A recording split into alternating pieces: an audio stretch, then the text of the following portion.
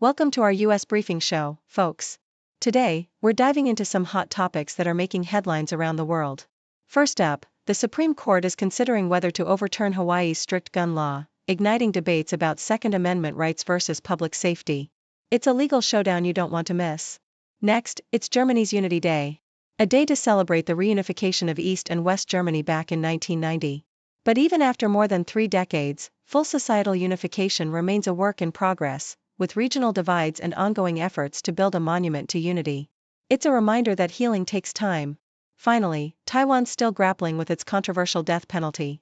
Despite reforms and international criticism, executions continue, sparking debates about human rights and justice. Critics argue for more humane alternatives, but the debate rages on. Please continue to stay tuned for more details.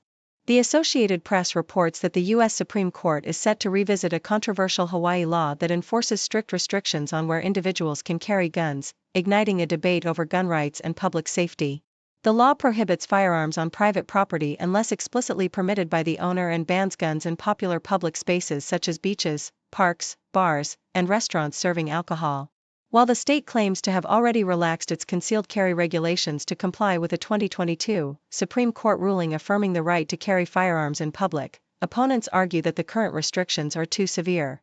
The legal battle has seen mixed rulings, with a lower court blocking enforcement, only for the appellate court to largely reinstate the law, reflecting ongoing tensions between gun rights advocates and safety concerns.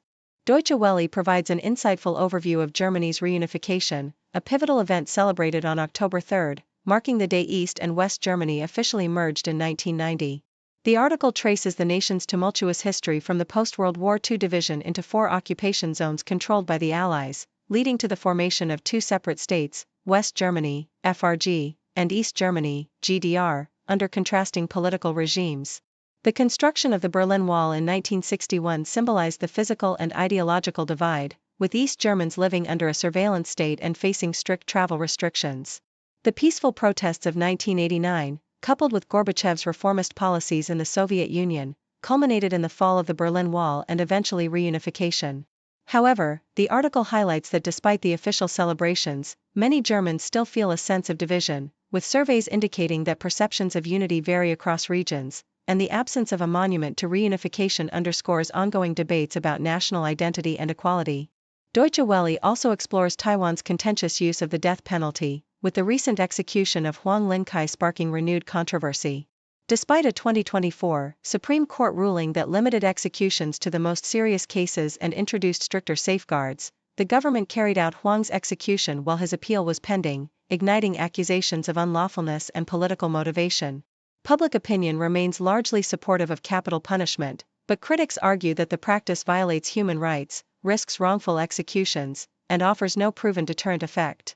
The execution has drawn international criticism, including from the European Union, which urges Taiwan to abolish the death penalty altogether.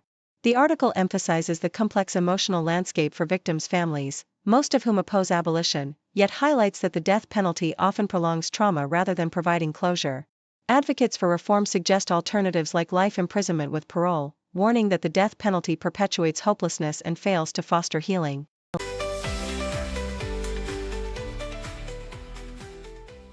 CNN reports on the recent removal of apps like ICE Block from Apple's App Store, following a direct request from the U.S. Department of Justice. These apps, which allowed users to share real-time locations of ICE agents, were deemed dangerous by law enforcement officials and government officials, including FBI Director Kash Patel and ICE Acting Director Todd Lyons, who warned that such apps could incite violence against officers. Apple's decision came after a series of communications with law enforcement, citing concerns that the apps violated store guidelines by potentially enabling harm to ICE personnel. The creator of ICE Block, Joshua Aaron, argued that his app was intended to help people avoid contact with ICE and insisted that it was protected speech under the First Amendment, comparing it to crowdsourcing speed traps.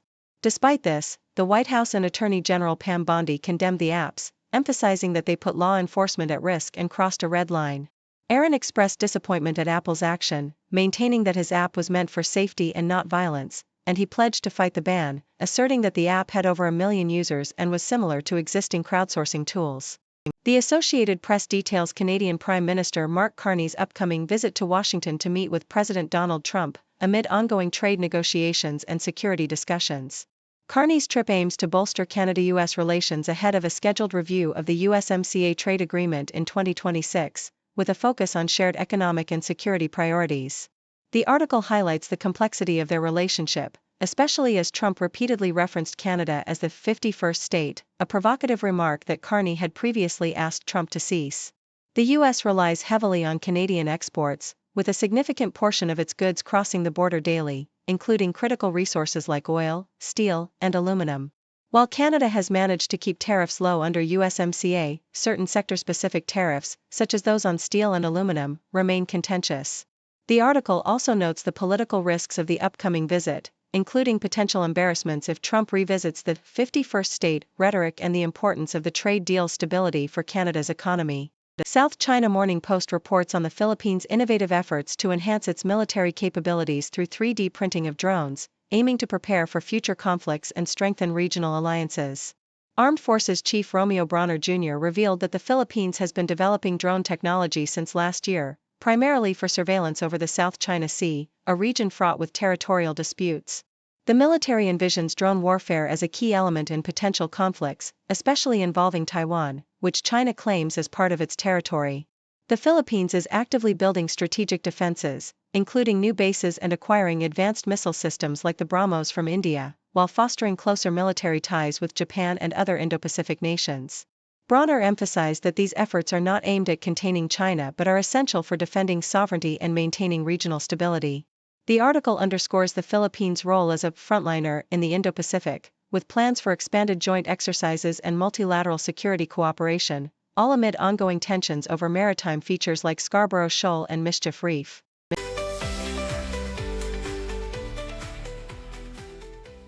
According to the Associated Press, the Western Balkans faced an early and intense snowfall that wreaked havoc across Bosnia and Serbia.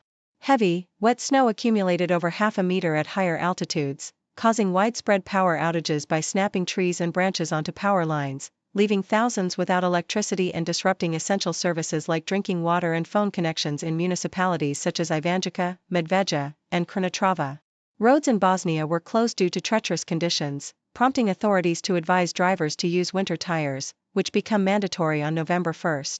The snowfall transformed the Jaharina ski center near Sarajevo into a winter wonderland overnight, catching visitors unprepared and highlighting the unpredictability of weather patterns. Meteorologists warned that these record-breaking snowfalls for October could be linked to climate change, especially after a summer marked by extreme heat exceeding 40 degrees Celsius and September temperatures soaring to 30 degrees Celsius, illustrating the stark contrast and volatility in weather experienced in the region. South China Morning Post reports that China has sharply criticized Mexico's recent anti-dumping investigations into Chinese imports, including float glass and PVC-coated fabric, which have surged to nearly double the number of such probes from the previous year. Beijing has vowed to take all necessary measures to defend Chinese companies' interests, emphasizing that protectionist actions undermine China's rights and violate WTO rules. The Chinese government also condemned the U.S. for coercing Mexico into adopting a tougher stance against China, warning against the spread of unilateralism and protectionism amid escalating trade tensions. Mexico, under pressure from Washington to restrict Chinese imports due to fears of a backdoor to the U.S. market, announced plans to hike tariffs by up to 50% on about 1,400 products, including vehicles, steel, and toys, especially targeting countries without trade agreements with Mexico, such as China, as it prepares for the 2026 review of the U.S.-Mexico-Canada agreement. This move follows threats from former President Trump to impose steep tariffs on Mexican goods, highlighting the complex and tense interplay of trade policies involving China, Mexico, and the United States. Thank you for tuning in. The content above showcases the latest briefing reports and analytical synopses, thoughtfully curated by the 6Do team. These insights stem from a wide array of reputable media outlets, think tanks, government sources, and specialized experts worldwide. We encourage you to explore these sources for a comprehensive perspective. Keep in mind that while the content may not always align with the official standpoint of 6Do Brief, it's not meant to be taken as absolute directives for decision-making. Comprising seasoned media professionals, learned scholars, and accomplished scientists, the 6Do team embodies a trailblazing, fully independent media entity. To customize 6Do Brief to meet your professional needs, you have the option to subscribe to a diverse array of briefings on our website, 6dobrief.com.